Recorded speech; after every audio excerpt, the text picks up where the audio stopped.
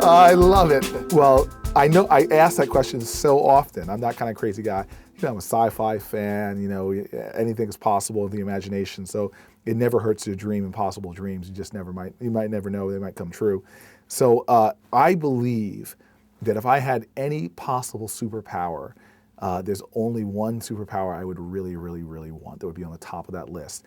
And to me, it's the only thing, and this is why that almost from a spiritual sense, it's very profound, because I think that time is so precious, that so much of us waste time thinking about the past of what already happened, and not really focusing on where you are in the present moment. But I would have the total control over time, because that's really my only enemy, is that I just wish I had more time to read, to write letters to friends, to express gratitude, to say thank you, to plan, to vision, to sleep, to time. If I had more time, I feel like I could be doing so much more. But it makes it even more important to me not to count the days or hours, but to make every hour and day count. And yeah, so understanding that, it makes life all the more meaningful. There's a lot of insight, actually, because especially if you give them choices and see what they choose. I have to say, and I annoy friends and strangers alike. You never want to sit next to me on an airplane. I warn you right now. It's hell for anybody who is trying to read or sleep or something like that. I really do have this, and this is before I got into politics or anything like that. I just think people are amazing, and everybody has a story.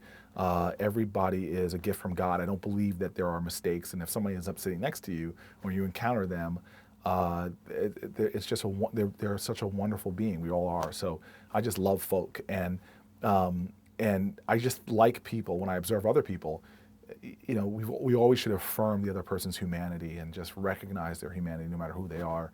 And it's something I like to do, but I'm also just a very curious guy. And so conversation to me sometimes, as much as I say people are interesting and fascinating, conversations often get boring to me. It's like, I don't want to talk about the weather. I don't want to talk about, the most recent sports game, unless, of course, it's a giant Super Bowl victory.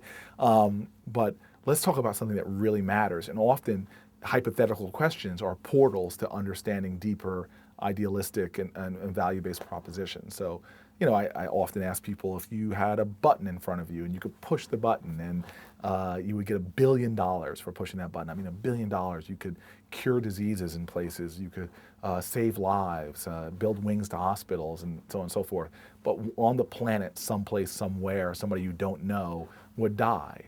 Would you push the button? Well, what if that person was in jail on death row? Or what if that person only had a month to live anyway?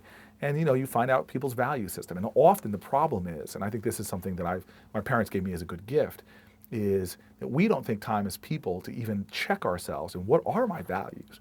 Let me pull out a journal and just say, what is important to me as a person? What are the ideals I'm committed to live for? What are the things I'm willing to die for? And so doing games, whether they're superhero questions or pushing button questions that are value clarification opportunities where you can affirm who you are, I enjoy that. It's silly. I'm weird.